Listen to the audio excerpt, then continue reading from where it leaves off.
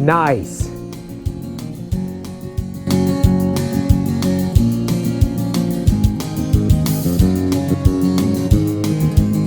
I'm gonna let it shine. Oh, howdy folks, it's Nito with AP 2020 Outdoors. You got that right, I'm gonna let this bad boy shine. The title of this video is, what is the best scope for my lever action rifle?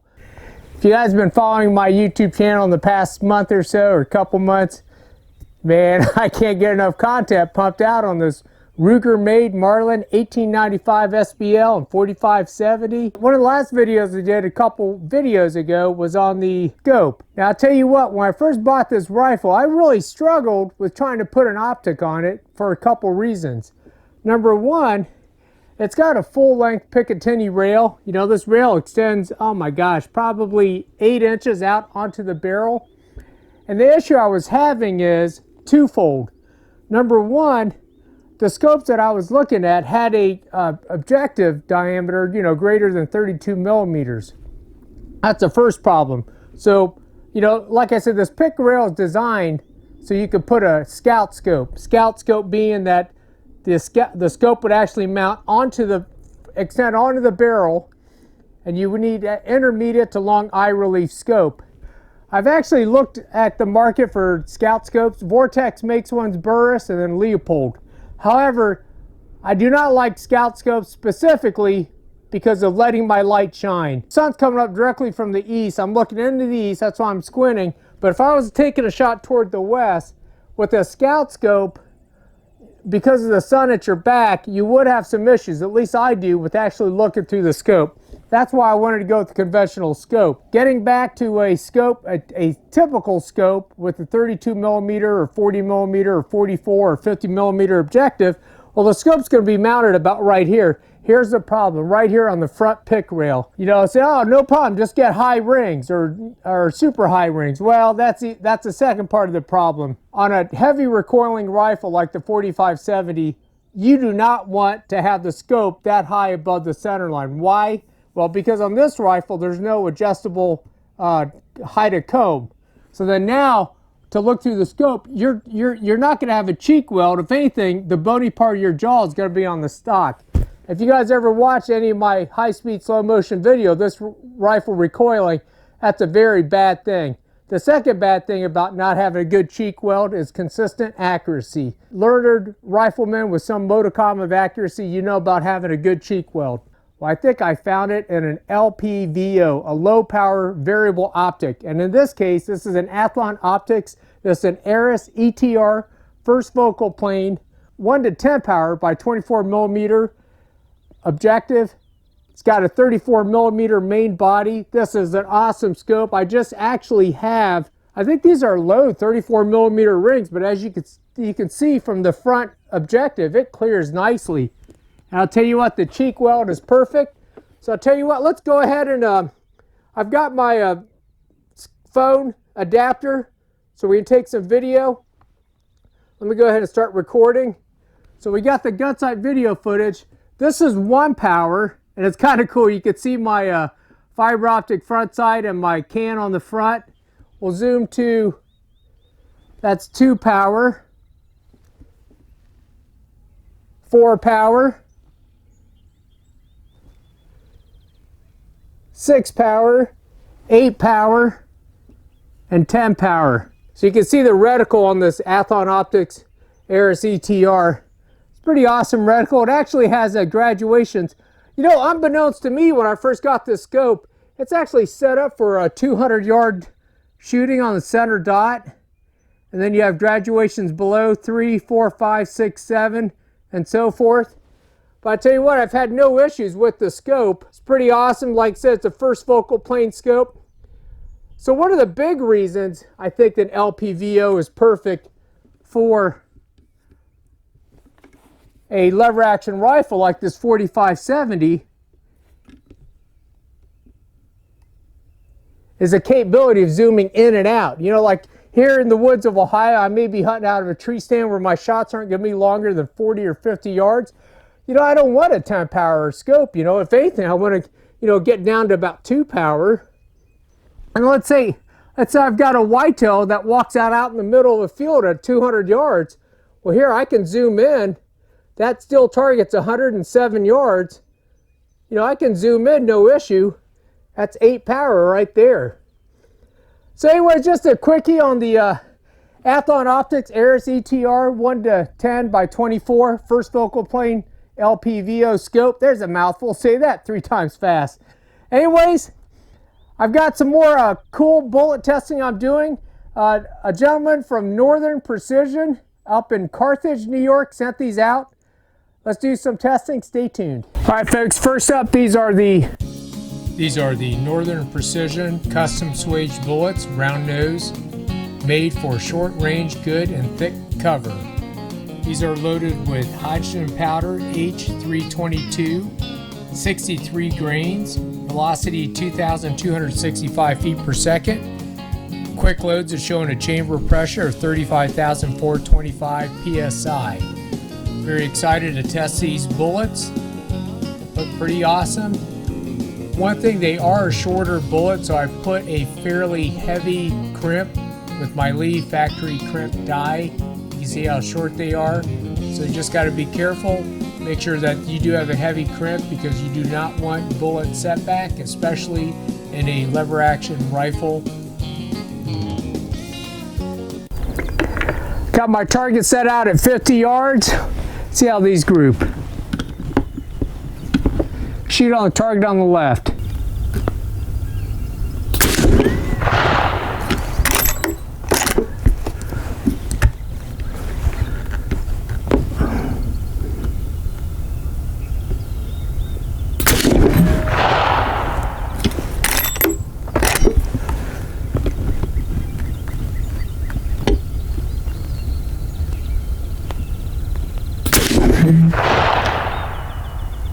All right, not too bad. Those are definitely minute of deer.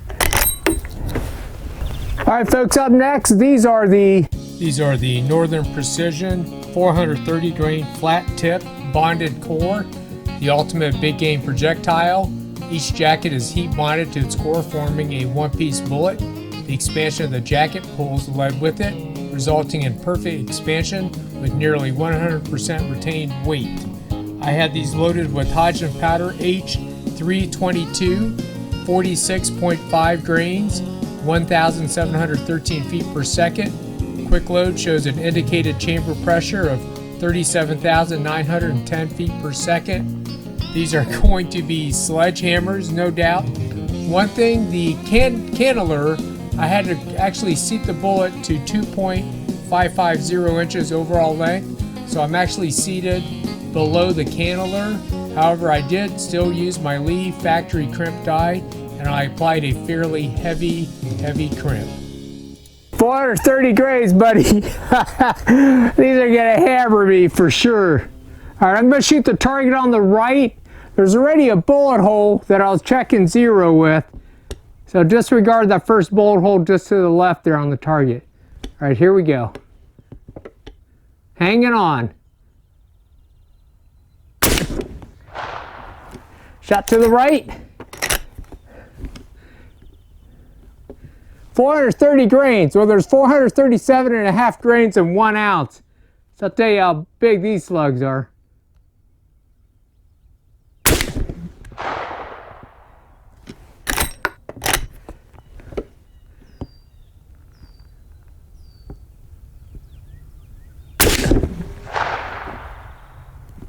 All right. I may have to work up that load. Stay tuned. All right, folks, I got my Caldwell 13-inch octagon at 107 yards. Let's see how these 430 grain slugs hammer it. All right, here we go. Hammer time.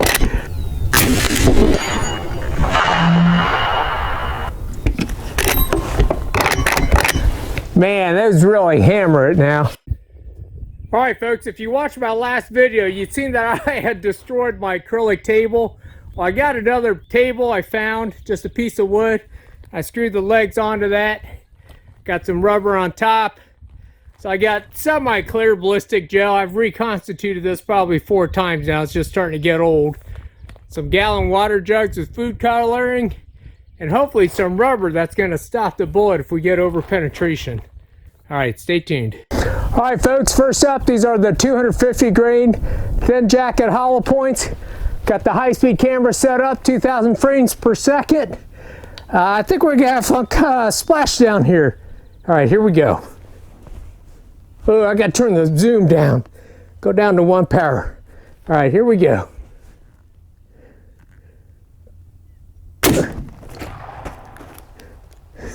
Nice! Oh my gosh, that was crazy. Stay tuned. All right, folks, if we look at that bloom. You can actually see the copper jacket. Can you see the copper jacket? And then it just takes off. Watch the bullet bouncing on the table. That thing just mushroomed out right behind the water jug. I have never, ever seen a 4570 bullet impart so much energy. Just pretty much, I thought of a varmint grenade when I'd seen the result. However, think about it. That is a 250 grain bullet. A coyote would stand no chance. All right, folks. Well, it looks like the impact was low left, right here. That's a fresh mark, and then it looks like it actually kind of ricocheted downward. Here's a piece of lead that was sitting on the table, and then, yeah, I'm not sure what happened. I mean, didn't even hit a jug. I just repositioned the jugs.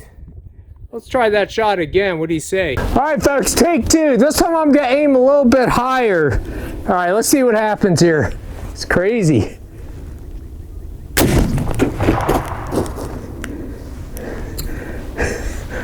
I'm not sure what's going on. Well, once again, varmint grenade. I mean, look at that. Look at that explosion in the gel. And I'll tell you what, it is just imparting so much energy in the first 3 or 4 inches. You can actually start seeing these shards of lead and brass or copper, and then just all that energy is imparted into the jugs of water and the rubber. Very impressive. Look at that gel box is just floating in the air, 2,000 frames per second. You gotta love the high-speed video, no doubt. Aha, I see what's going on. That slug is acting like a high-velocity varmint bullet. Man, I tell you what, it's just like exploding upon impact. Look at that. That's crazy. That's crazy. 250 grain varmint grenade. Okay, folks. 250 grain varmint grenade. Good thing the wind is blowing that way, because I think we're going to have a major splashdown. In fact, I'm going to back up a little bit. I don't know how tremendous this is going to be. Here we go. Oh my God! Oh my goodness, I got soaked. Oh my goodness. Oh, I hope my camera's okay. My truck got soaked. Stay tuned. All right, dude. Oh man, I'm serious. That's crazy. That's crazy. I don't know if I caught any fragments of the bullet. I don't know. I don't know. That looks like it penetrated. Maybe it's in that last one. Got nothing there. Dude, that's just like sheer terror, man. Just sheer terror. I mean, my truck, okay, is a good 30 feet away, and it got soaked. Good thing I got some cloth, because my high-speed camera got a little bit wet, so did my laptop. That's crazy. All right, stay tuned. All right, folks, could you imagine using this as a home defensive round? I mean, 2 1-gallon jugs of water, that was the extent of the penetration, and then it just dumped.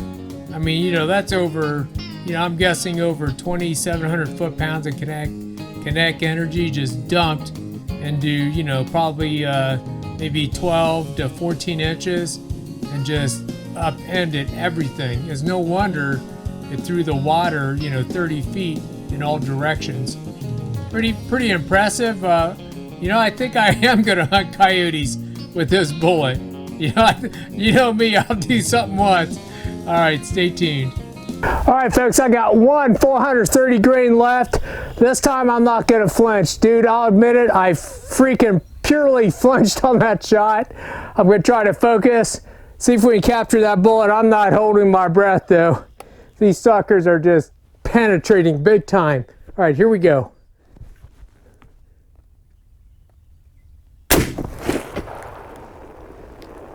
Nice. See what happened. All right, folks, looks like that was a little bit better. Shot a little bit to the left of the block. I think I had this jug. It actually was kind of angling toward the left because that was the front. And it kind of clipped this jug. Here's a piece of rubber, or rubbers. Let's see. Keep going through the layers here. Oh my gosh, made it into the other stuff. Stay tuned here. Uh-oh, we got something. I think we got something. Oh yeah, check it out. We got the bullet. Serious, man. That's cool. Look at that. Wash that off a little bit. Nice. Look at that. That's cool, man. I think that could probably take down an elephant or a buffalo or a hippo or whatever you're planning. So what's interesting about this shot is the wound cavity for a wide flat nose, just a solid bullet. Still has a pretty good wide cavity. Now look, the bullet has actually just got caught in the pieces of rubber. The rubber's acting like a catcher's mitt, and it's pretty cool that I actually recovered it. That bullet would probably easily penetrate, 32, 40 inches of gel, which is why, folks talk about penetration as far as killing power, and the 4570 is probably only about 200 or 300 feet per second behind a 458 Win mag, which is an awesome elephant gun. So yeah, it's pretty crazy. 458, 4570, gotta love it. No doubt, gotta love it. All right, folks, it's Nito with AP 2020 Outdoors. Hope you all enjoyed the video. Man, I just love this rifle, shooting great. Remember, support that Second Amendment. Please like, share, subscribe, comment on this video. I appreciate it.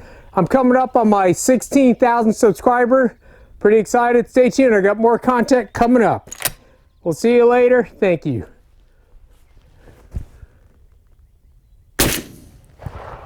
Nice.